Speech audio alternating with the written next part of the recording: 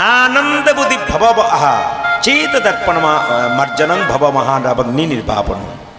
यदि कारो এই জায়গাটা ভালো থাকে বিবাদ থাকবে না। যার এইখানটা ভালো তার কারোর সঙ্গে বিবাদ নাই, যার এইখানটা খারাপ তার বিবাদ আছে।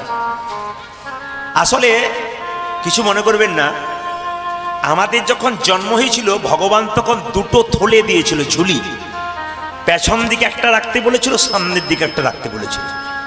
বলেছিল যে তোর দোষের ঝুলিটা সামনে রাখ, তোর যে দোষ হবে না ওই ঝুলিটা সামনে রাখ, জানতে পারবি যে কোন কোন দোষ হলো।